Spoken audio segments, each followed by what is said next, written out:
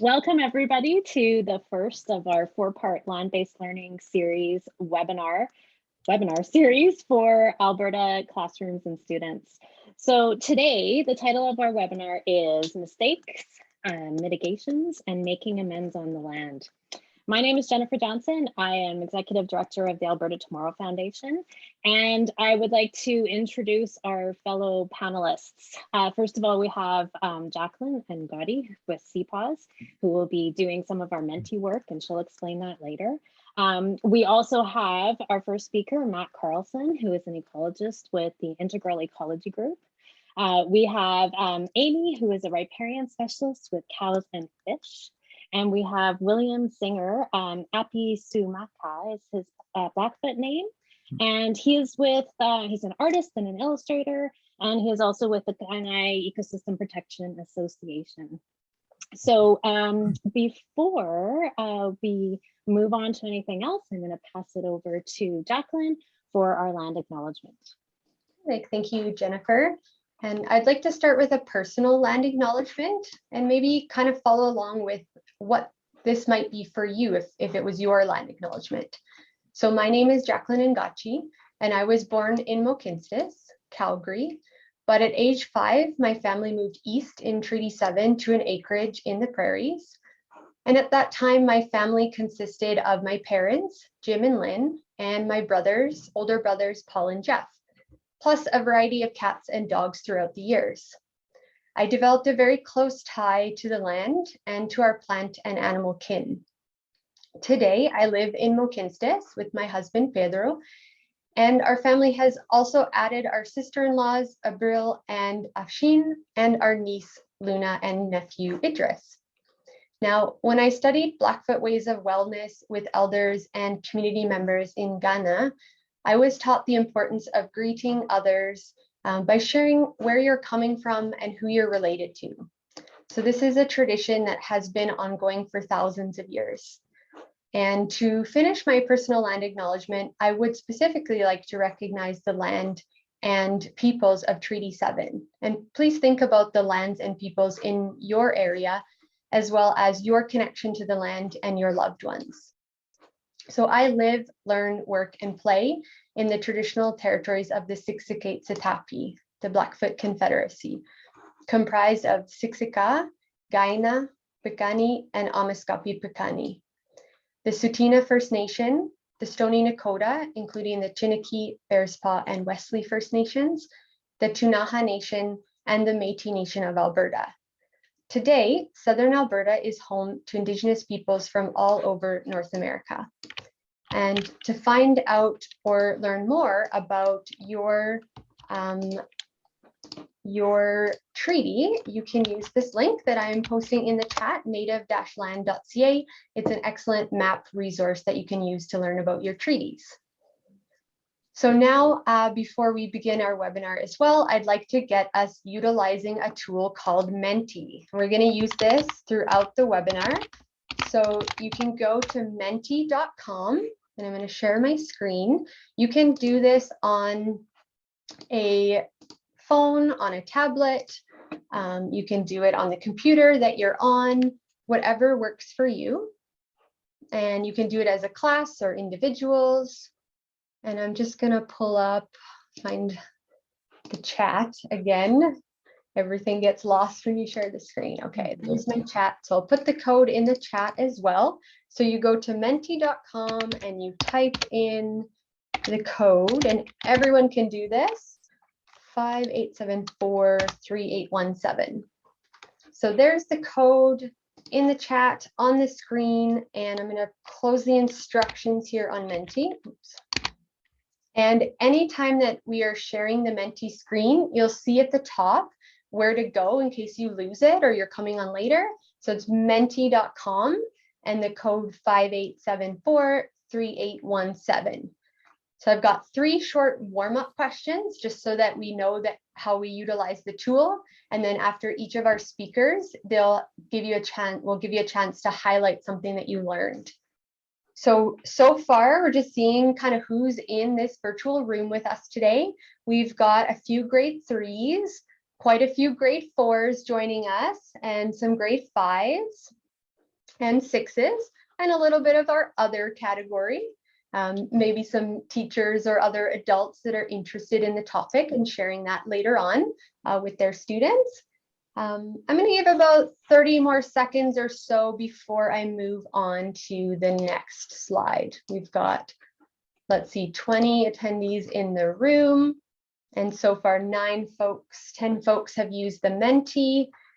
If anyone's having trouble with the Menti, please do use the chat and let us know if you need any help. As well, you can use the chat for comments and things like that. And we do have a Q&A feature in Zoom. So as the speakers are talking, if you have questions for the speakers, please put it in the Q&A, and we'll make sure that throughout the webinar, we'll be able to answer your questions. So we've got 13 folks using the Menti. That's pretty good. So I'm going to move on to our next warm-up. I will just note that we've got maybe a person or two in post-secondary, a few more others, lots of grade 4s, grade 5s, and a few grade 3s and 6s. So thank you everyone for joining us. Let's see. I would like to hear your favorite part of spring. And we're going to create a beautiful word cloud. I'm going to keep it hidden for now with this beautiful crocus picture, so that you aren't necessarily just copying ideas from other folks, but sharing your ideas with us. And teachers, if you're doing Menti for your class, you can gather a variety of answers. You can put 3 answers in at once, and you can submit as many times as you want, actually. So if you have more answers coming in from your students, you can submit those.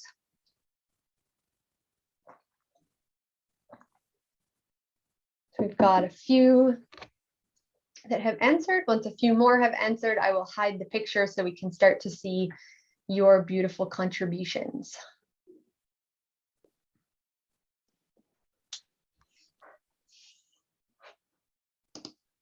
All right. So we've got quite a few people loving flowers. So the way the word cloud works is if more than one person enters an item, it'll get bigger. So flowers in warmer weather and rain are so far kind of our top 3.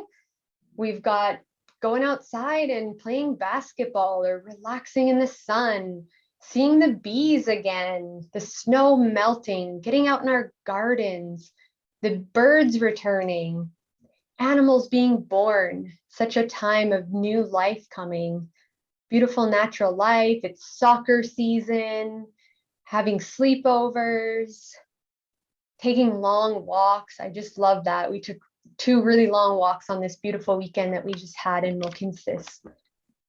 Flowers remains one of our favorite. Songbirds. Just wait a few more seconds, and then I'll move on to the final warm-up question. The lakes are thawing. Let's see what else. It's warm. We can plant flowers. Lots of gardeners in this group. That's wonderful. I know William is also a gardener, so that's fantastic. So let's move to our last warm-up question, which is to finish this sentence. In nature, I am. Can be a feeling, can be a verb, can be a color, whatever comes to your heart of how you would finish this sentence. In nature, I am.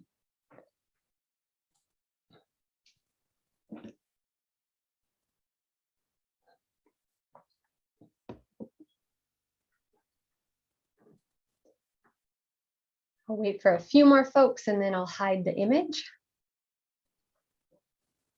Okay. See what we got. So happy. Again, lots of happy folks in nature. I can really relate to that. Calm and relaxed. The CPAWS Ed crew was out in Troll Falls yesterday doing a recon for our spring season, and I felt so relaxed and peaceful and happy and calm and all the beautiful things that are coming on the screen. Adventurous, curious, playful, satisfied. Maybe we get quiet, we feel free, we feel humbled by Mother Earth. It's meditating, it's living, we're connected, we're part of it. Loving, quaint, mindful living. Oh, these are all so beautiful. Just love your answers.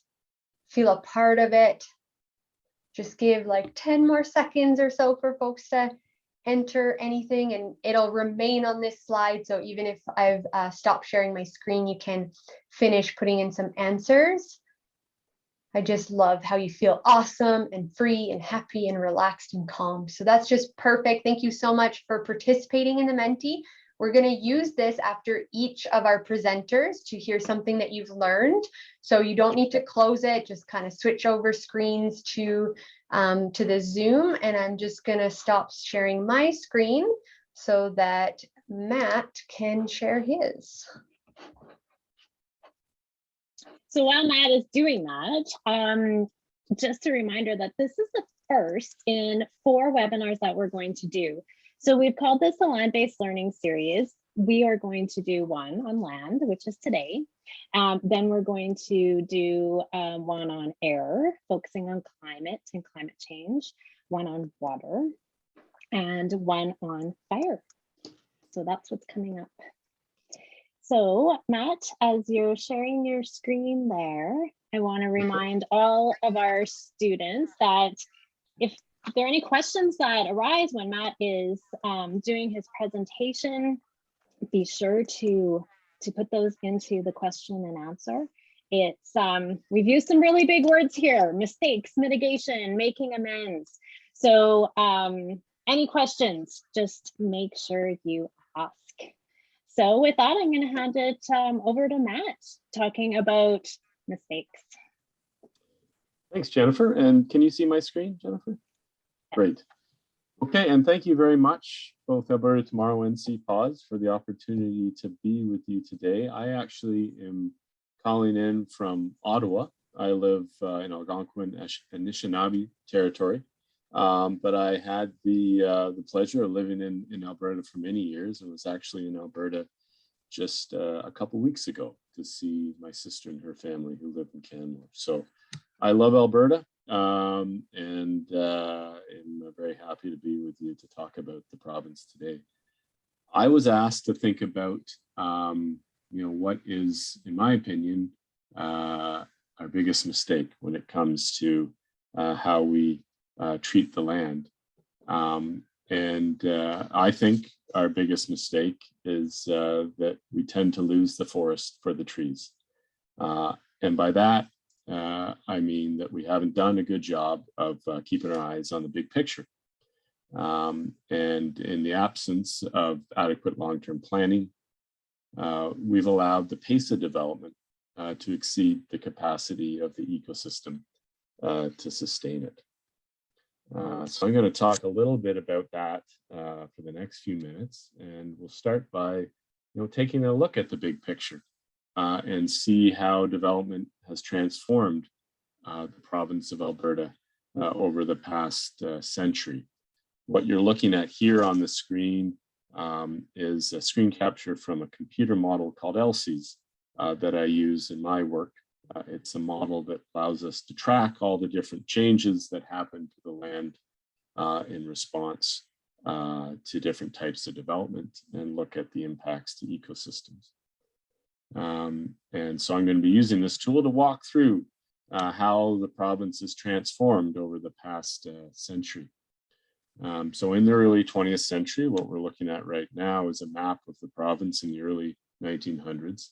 The economy was largely agricultural in Alberta. It's over 12,000 square kilometers of farmland in the province around areas like Edmonton and Calgary and up north in Peace River country.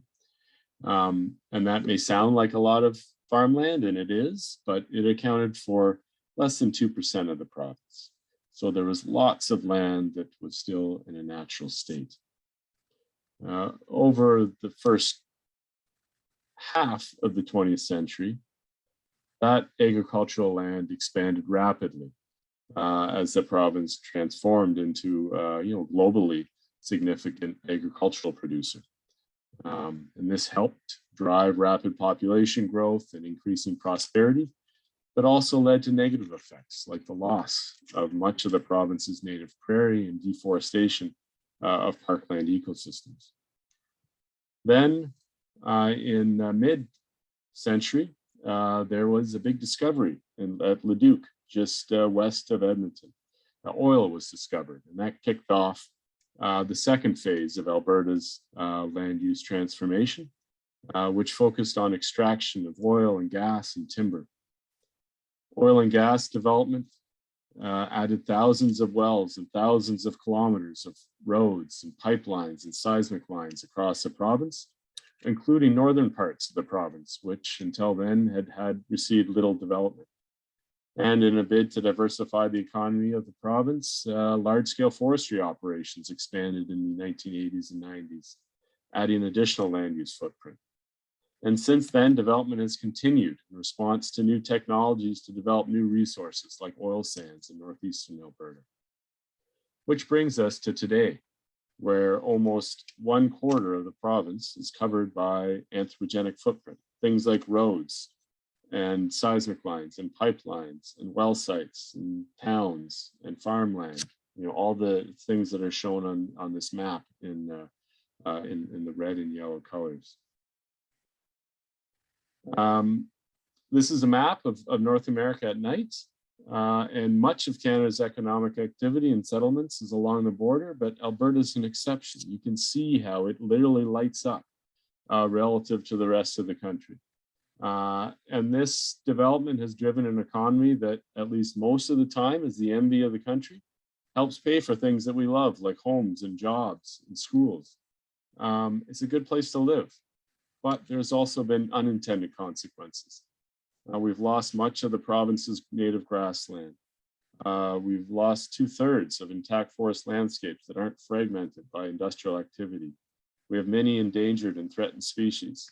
Roads that access across the country have led to increasing angling access and collapse of recreational fisheries.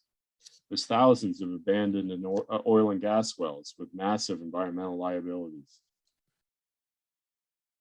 I should check in. How much time do I have left here, Jennifer? Am I okay for a couple more minutes? You have 1 more minute, Matt. Okay. How did this happen? We have lots of rules that guide how we do development in the province and are supposed to protect us against negative impacts. But those regulations and rules focus on single projects. The impact of any single development, like a new subdivision, a new well site, a new pipeline, are typically small enough that they go ahead. But the sheer number of these developments accumulate over time and can lead to a large cumulative effect. And so I think, and I should say this is still happening, but let's think more about what we can do better. I hope this doesn't sound too negative. I actually find it quite motivating because I know we can do better. These negative effects are nothing that anyone planned for. No one wants them. And in fact, people want to balance the environment with good jobs and schools and hospitals. We just need to plan for it. And so if we plan for it, step back and look at the bigger picture, I'm sure we can do a better job of balancing the environment with economic growth in the province. And I will leave it there. Thanks, Matt. I think, as much as it's kind of a holy man, what have we done to this province? At the same time, it showing us things like this helps us understand that big picture and see what has happened, because when you're driving down the road in your local community, you don't get the big picture of what's happening in the entire province. So you don't always think about, your actions. So that's great. I'm going to pass it over to Jacqueline again, because we have a Menti question for everybody. Thanks, Jennifer. So Matt, when you're ready, you can stop sharing screen. Right. Thank you. And we kind of have 2 tasks for everyone right now. The first one is any questions that you have for Matt, anything you'd like to know more on, or you needed clarification or anything interesting, either share it in the chat or put it in the Q&A. And we have a few minutes right now that Matt can answer your questions. And while we're doing that, I will also share my screen again, back to the Menti. So can go back to menti.com and put in that code. I'll re-put that in the chat. 5874 3817. It's always at the top of the Menti screen. And we want to know what you learned from Matt. So how did he inspire you? For example, Matt, said that he himself is inspired and motivated by what we've done in the past and knowing that we can do better. So is there something that you feel inspired about or something you learned from Matt? Please share that in the Menti. We have our first question for you, Matt, in the Q&A. So Natasha is asking, what is a solution to reduce our use of wood products like paper? Good question. Well, I guess part of it is being very conscious when we're using products like paper. Make sure that we're only using what we need. Try to stay away from disposable products as much as possible. And I guess also using other things when possible, like, using your computer screen to review a document instead of printing it out, that type of thing. And I mean, there's all these decisions that we need to make on a day-to-day basis to try to reduce our impact on the environment. And I find that that's a lot easier when I do kind of keep my mind on the big picture and think about, where we want our environment to be in 10 years, 20 years, 30 years down the road. And if you have that picture in your mind, then it's easier to keep your eye on the ball and try to consume as little as possible. Thanks, Matt. Yeah, I think you're getting to that point of some trade-offs too, like using disposable things are more convenient, but there's a trade-off there because it does have an impact on our environment. So if you use non-disposable, then the trade-off is maybe it's not as convenient, but we're doing better for the environment. So we always have to be weighing these choices that we make in our everyday lives, as do big companies and the government. Mm-hmm. And I think Matt's theme of cumulative effects is so important, and that's motivating to me as well. Like when I take effort to do an action, I know that yes, I'm only one person doing this action, but if we're all working together and all doing positive actions, then we have a positive cumulative effect instead of a negative one. So my daughter has a quote. Her quote is, "It's only one straw, says 10 million people." Exactly. All right, I've got a couple more questions for Matt, but I guess we have to move on to Amy's presentation. So we do have time for more Q&A at the end, but also we can answer some of these questions written down in the Q&A as well. So we'll make sure to do that. And I'll just quickly, before I stop sharing my screen, just quickly before Amy gets going, we've got all of these wonderful learnings on the board that I'll share with everyone after.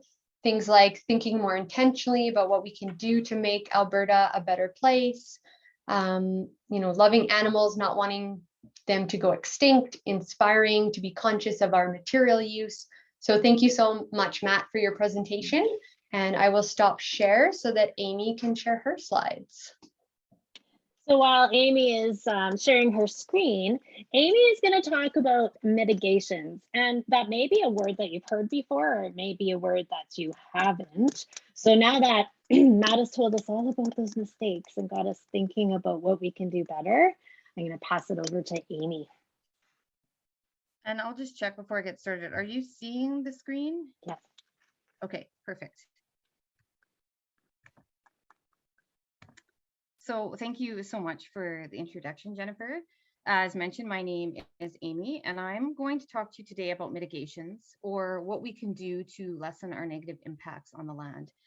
And the work that I do involves connecting the activities we do on the land and the impact that that has on water. I am a professional biologist and riparian specialist with cows and fish, and I've worked in watersheds across Alberta for 15 years. And when not working on watersheds, I'm usually playing in them with my daughters, Willow and Rowan. But on a deeper level, my story is a story of water and watersheds, as are all stories.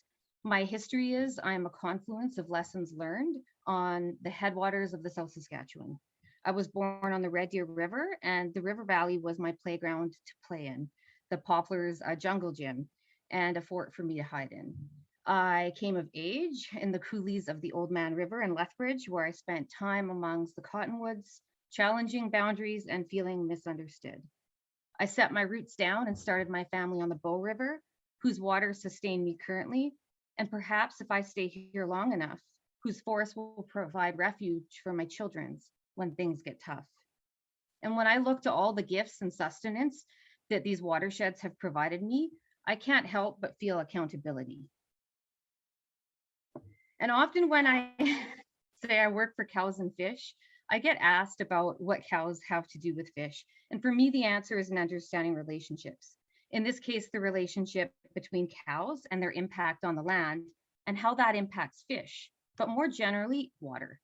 But it isn't just the relationship between cows and fish. As Matt mentioned, there's many different human activities that impact the land and as a result, the water. So we could just as easily be called people and fish. And fish aren't just a product of the water, they are a product of the entire watershed. And from the headwaters to the tap, all the decisions that we make on the land are reflected in that water. And so the definition of a watershed is a drainage catchment or area of land that channels snowmelt water into an area such as a river, a stream, a lake, or a wetland. But a watershed is more than that. It contains history, decision-making, and culture and community. So it involves us. And no matter where we are in the watershed, all of our activities will impact the health of the watershed. So our choices, our consumption, and our actions leave marks, as Matt showed in those maps. And so like scars on the human body, the human story is scribbled on the landscape. And these marks can tell stories of exploration, adventure, and new opportunity, but they can also convey carelessness, expose excess, and foretell failure. It's just a matter of deciding what mark we want to leave. And when I think about Alberta and what I love about Alberta, these are often the pictures that I think about. And I would challenge you to do the same. What is it that you love about the Alberta landscape? But we don't have to look far to see our human impact on the landscape as well. And so to restore healthy watersheds, I like to tell people they need to step back from the water's edge and think of streams as more than just a channel, as more than just a thin blue line on a map, and think about the entire watershed. And so the riparian areas that I focus on are those green threads along the water's edge that sew the land and water together. And clues to define the riparian area are that water is present seasonally or regularly at the surface or close to the surface. Vegetation or plants are present that respond to and thrive in an abundance of water. And the soils there are saturated and have been modified by stream or lake processes. The more important question might be why riparian areas are so important and why I'm spending my career focusing on them. So if you drink water, farm or ranch, have a lakeside cottage, or camp by a lake or stream, fish, watch birds, these areas are incredibly important. They provide us with a bunch of ecological services, which are things that the environment provides for us free of charge. Things like clean air, clean water, when the environment is in good condition. So when plants are present, they trap and store soil and pollution, filter and store water, and provide homes for fish and wildlife. And plants along the streams and lakes have deep binding roots that are like fingers that hold the bank together. And the plants in the soil work together to act like giant sponges, helping to trap and store moisture below the ground. And then they release that water later in the summer and fall when there's less rain and snow. And they help drink up excess water and slow water during floods. So maintaining these flows is critical for our local fish and wildlife, provide shade, cover, food supply, and clean water. And sometimes all you have to do is look across a fence line to see the difference. One side of this fence is going to perform better when it comes to filtering, trapping sediment, preventing runoff, providing shade and food for aquatic species. And when we alter the environment, such as mud bogging from OHV use, camping too close to the stream, clearing vegetation, vehicle trails, or heavy livestock use, we remove that filter and storage ability. And these unnatural sediment or soil loads that end up in the streams cause poor water quality, which negatively impacts us in the long run. So the work I do is about empowering people, giving them the tools to support needed to take actions to care for riparian areas specifically, but the landscape more broadly. So what are some of the ways you can take action to protect riparian areas, or more broadly, the watershed? Remove the pressure and give it rest. Nature works best when you let it rest, just like people. And changes might be as simple as putting up a fence and letting nature do the rest. This is an image of Dog Pound Creek, which is northwest of Calgary, a tributary to the Red Deer River. And as you can see, the changes over 16 years from simply putting up a fence, providing a trough for cows to drink out of so that they aren't in the sensitive riparian habitat. So you can either have what you see on the left or what you see on the right. Which one is better for water quality? Soil bioengineering, which is a fancy word for the use of living plants to help hold the soil together, can be used to speed up healing and help provide that plant cover, so that putting the filter back. And this is an example of a bioengineering site that we were involved in on Temple Creek, where planting was done on the bank to help hold the stream together, and again, to regrow that filter to trap pollution and runoff before it gets in our water.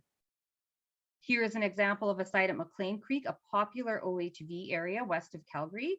In this case, a fence was added to prevent OHVs from going down to the stream.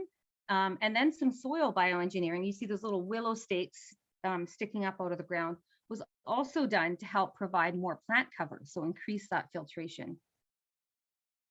Let it be messy. Nature is one place I tell my kids that messy is allowed, so long as it's not human litter, but natural litter. On the home front, this means recognizing which picture looks healthier.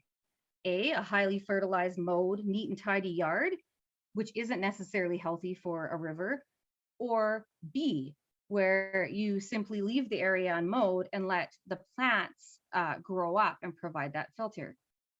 And this is true for lakefront property as well. Clearing the land along the lake can allow for easier access to the lake and a better view, but it also contributes to runoff, which impacts water quality and causes algae blooms. So finding ways to recognize the benefit of B, where you can have less yard work when you're out on your holidays enjoying the lake, can also improve water quality and provide habitat. And lastly, but critically, we need to check our heads. In order to protect the nature that is all around us, we must think long and hard about the nature that we carry in our heads. We all use the land differently, and we have different gifts. So I encourage you to use your gifts to make a difference. If we broaden our definition of restoration or mitigation to include, among many things, advocacy, giving your voice, speak up for nature, education, giving your attention, and share what you learn with others, sweat equity, giving your labor, clean up litter or plant some trees, and volunteer efforts, giving your time, sign up with a local club or conservation group like CPAWS. I am sure you will find a place to cultivate positive change. When I was asked to give this presentation, I was asked what inspires me to do this work. And for me, it is the belief that a healthy planet, including healthy communities, is a possibility. And I believe in you, this next generation of youth. You are the seeds that will grow a more sustainable future. Thank you. Thank you, Amy. That was beautiful. Wow, I love some of the metaphors you used and some of the quotes, and relating to what Matt showed us, it's like scars on the human body, right? And your quote, nature works best when you let it rest, right? So I hope everybody understands now what mitigations are. So mitigations are when things we do to lessen our impact on the environment. And Amy showed some pretty amazing photos of comparisons of, you know, what a riparian area along a creek was like before and what it was like after the mitigation. So what they did to make the environment better. So Jacqueline's got our next Menti question up, but at the same time, are there any other questions that have come up? So far, there's no questions in the Q&A. Feel free to put them in there if you have something for Amy. If you think of more questions, we can answer them towards the end as well. We can answer them typing. So if you asked a question or you want to see what other people have asked, you can go to the Q&A and hit the answered button, the answered tab at the top, and then you can see the questions and answers to all the questions. So continue to let us know how Amy has inspired you today. I know those are starting to roll in. Things like mitigation to lessen our impact on the environment, inspiring the youth to show how awesome nature is.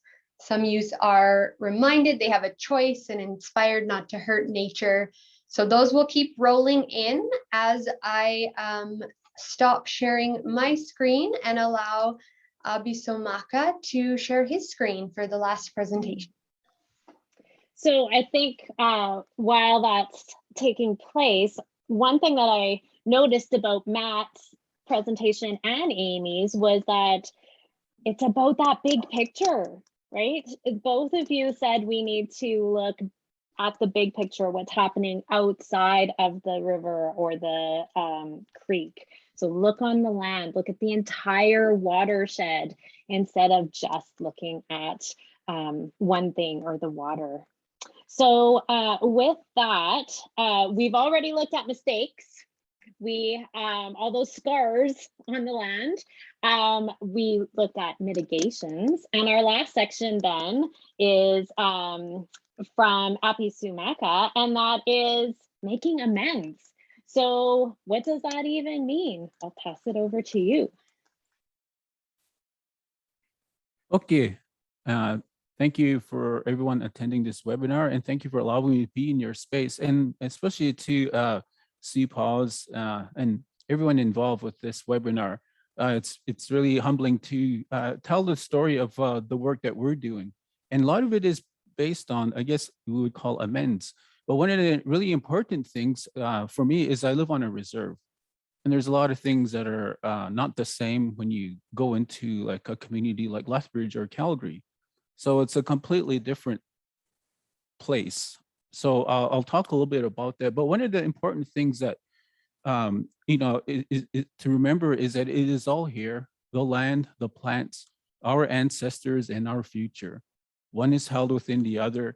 You cannot know the land without knowing the plants placed here by their creator. You cannot know the creator without knowing the plants. You cannot know the plants and their healing powers without hearing the stories. It is one and the same. So this is what got me into the work I'm doing now with CPAWS, sweetgrass. This is a very important plant to a lot of First Nations, even to our allies as well. It's a very important plant that we use in our ceremonies, and this is what we call the connection to the sky beings. And a lot of that is the work that I'm doing is supported by the Kainai Ecosystem Protection Association. I'm a member of that, and these are the elders of the group. And the flag that is being held by Elder Charlie Crowchief signifies the Pleiades cluster. And that cluster is an important story to our people. And a lot of that, you know, we have the elders guidance and the community members of the different ways that we need to work to saving the land, how to, I guess, you know, make amends. In our case, you know, we're dealing with colonization, and a lot of different factors are really affecting us. So it's important that, you know, we always look at it back to, you know, at nature, because in our community, a lot of members say, we should go back to our traditional ways. How can we do that? Well, one of the ways is to go back to nature, is to look at it. So what you see here is a mound of rocks. It could be a burial, it could be something that tells time, or it could be a marker for a specific location or something.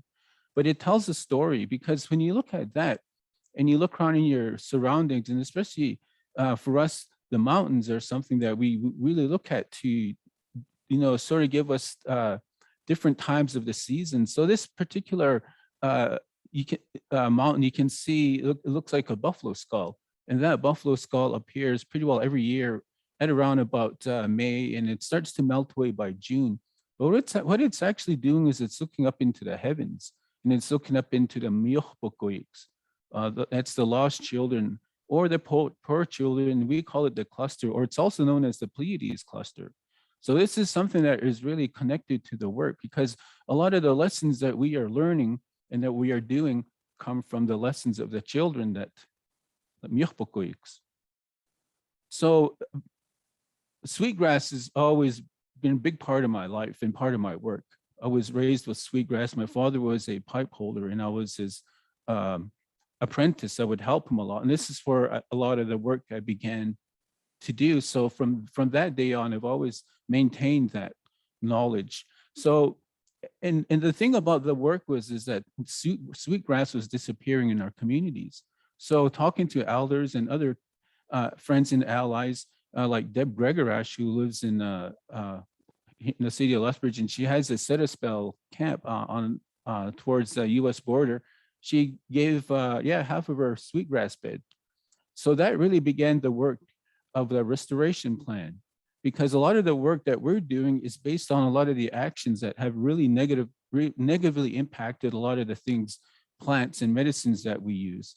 So we're working on using Western knowledge and combining that with traditional ecological knowledge, and how to start finding ways to make things better, how not to change the way we do things here. So this is where I live. The dark part where the 9 is, it's a lake.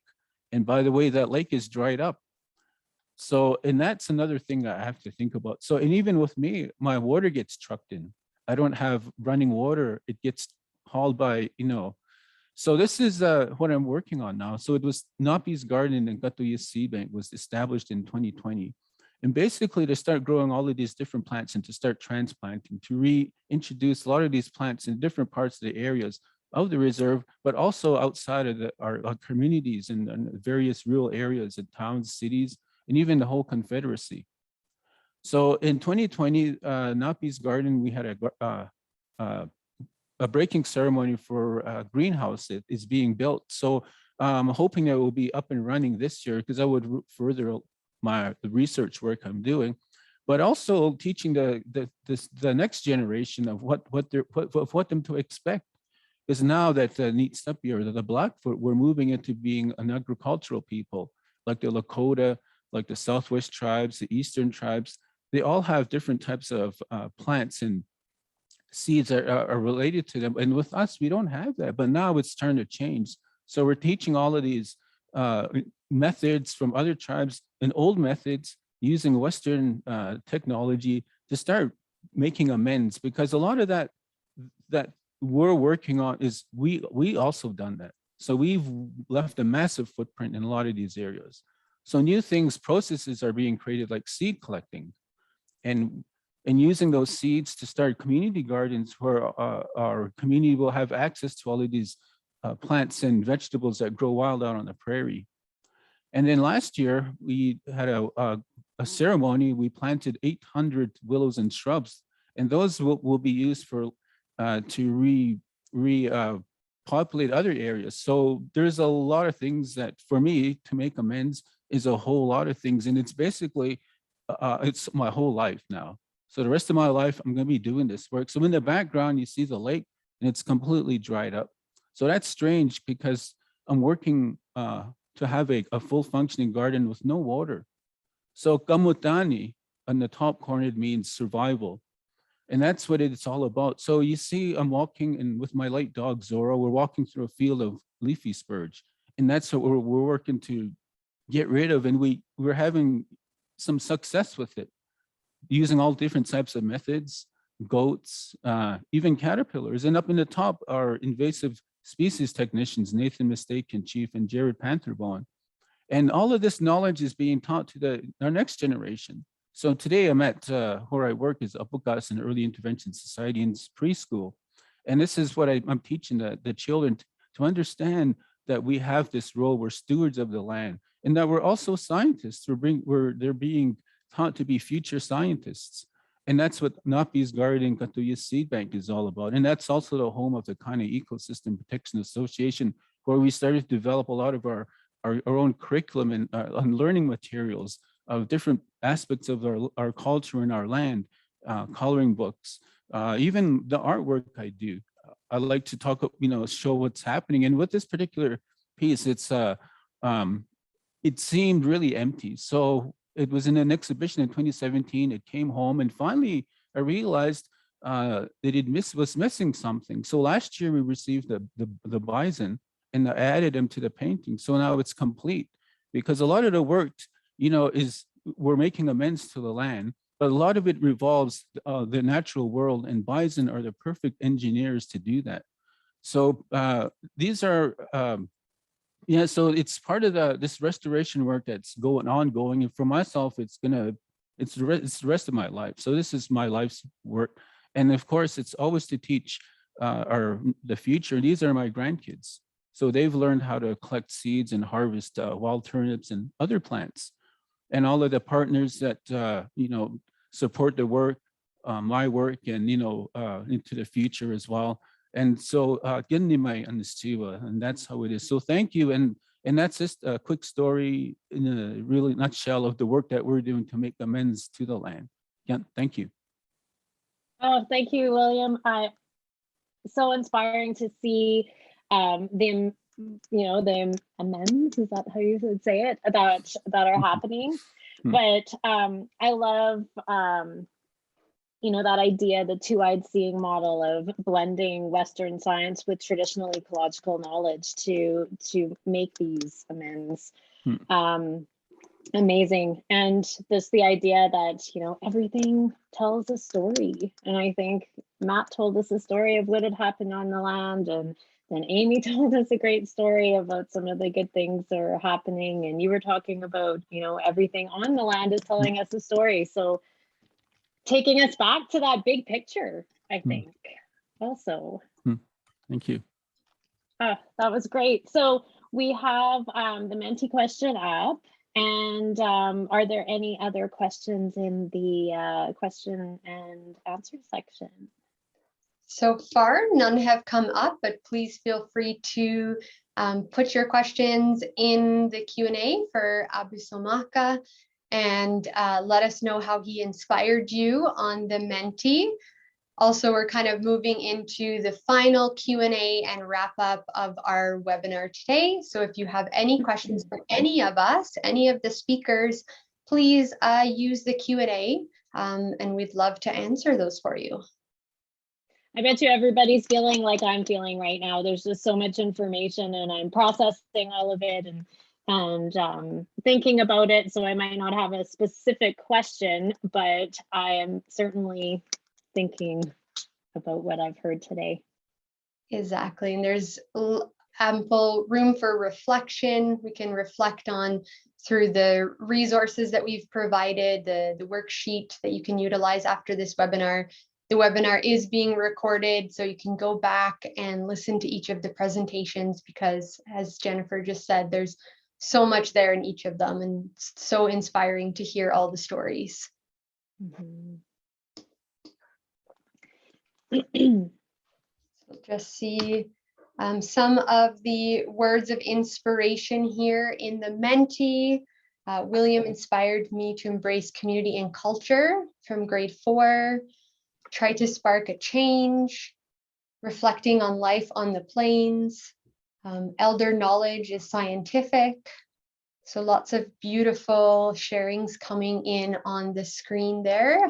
And also in the chat, one of the grade 4 students said, hi, Mr. Singer, for you there.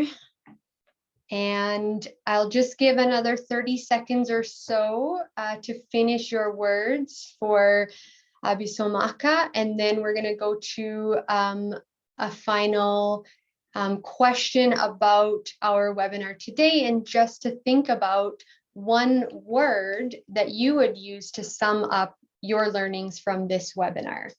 So I'll go to that question. So in one word, share a key learning or inspiration from today's Earth webinar. How would you sum it up? One word, that's tough. It's tough, giving you a challenge. And you're welcome, grade 4, on behalf of all the speakers, and Jennifer and myself. We're really glad to be here.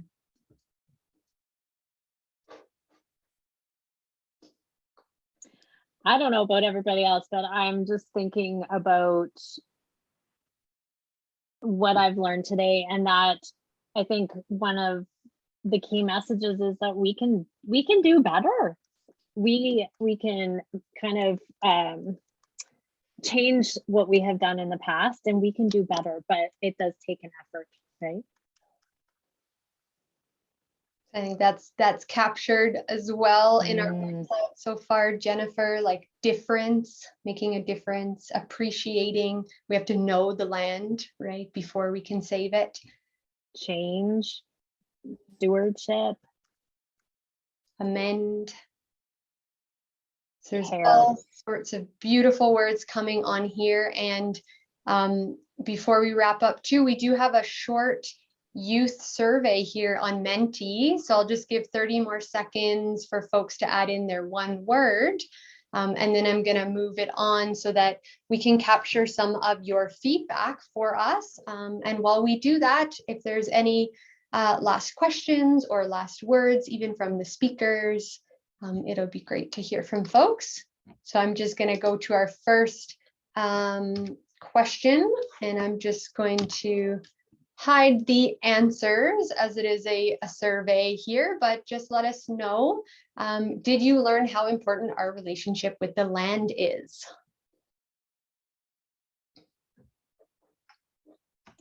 And while people are doing that, Amy or Apasunaka or Matt, do you have any final comments you would like to say to the students and other participants today?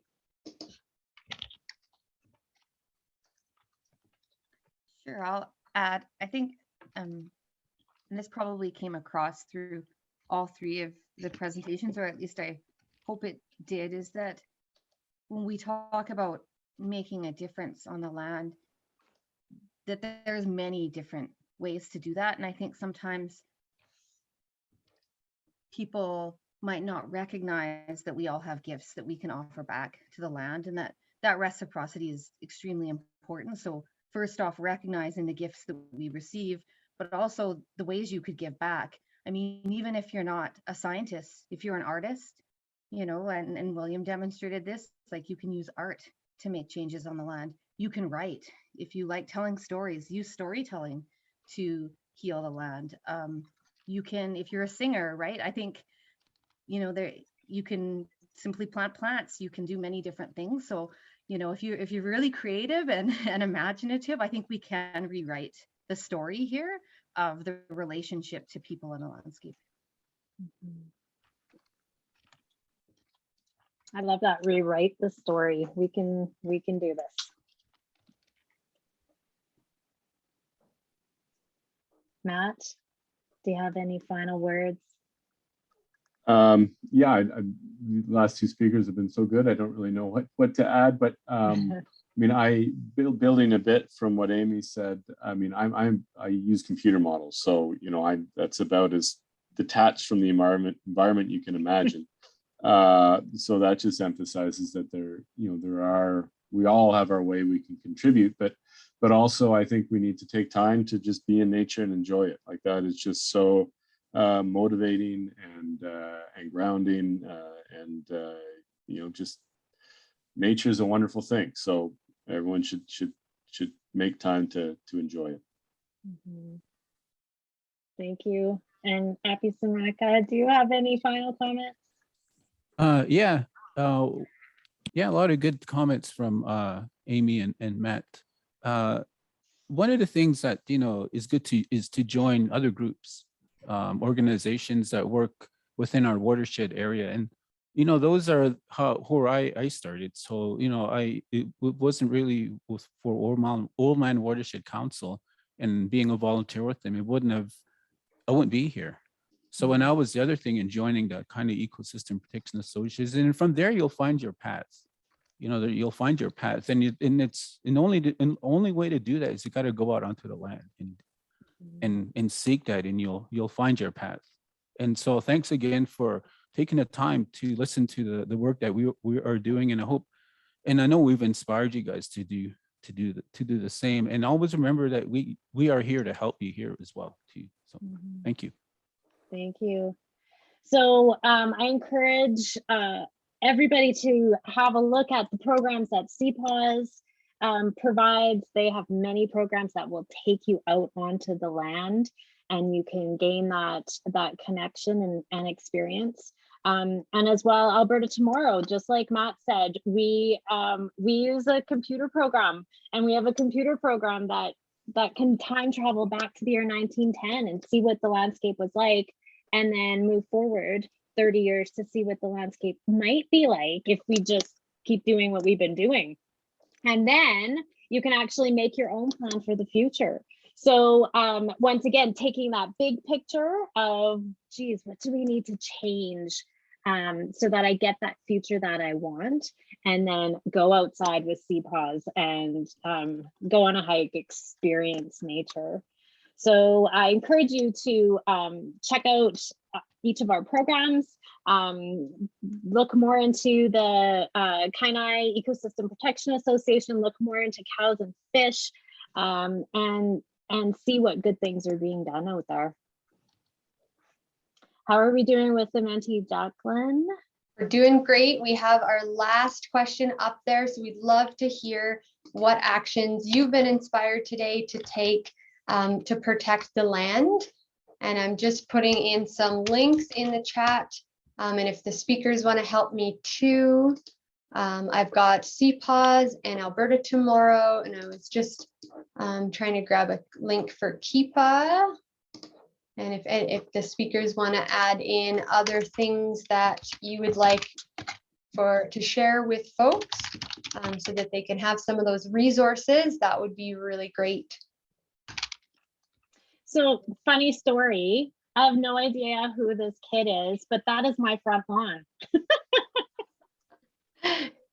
That is awesome. That is my colleague, Sherry, her son, Wyatt. They were delivering around the Defend Alberta Park signs. They were volunteering in order to be able to get those out to folks. So funny. Well, I hope everybody enjoyed the webinar. Remember that this is the first of 4. So we're looking at this earth, air, fire, water kind of theme. Follow us on Facebook and Twitter so that you know when the next webinars are coming up. There'll be likely another one before the end of the school year, and then we'll do the final 2 in the fall to wrap up. Thank you so much to CPAWS, to our speakers for joining us today. Like I said before, we have so much to think about, and thank you to all the participants who joined us today. That just shows the interest in this type of work, and it inspires me knowing that there are so many grade 4, 5, 6 students and other grades that are learning about this so that we can make a change for the future. Wonderful. Thank you so much, everyone. I'm going to end the webinar now, right on time. So have a great rest of your day, everyone. Bye. Thank you. Thank you. Bye.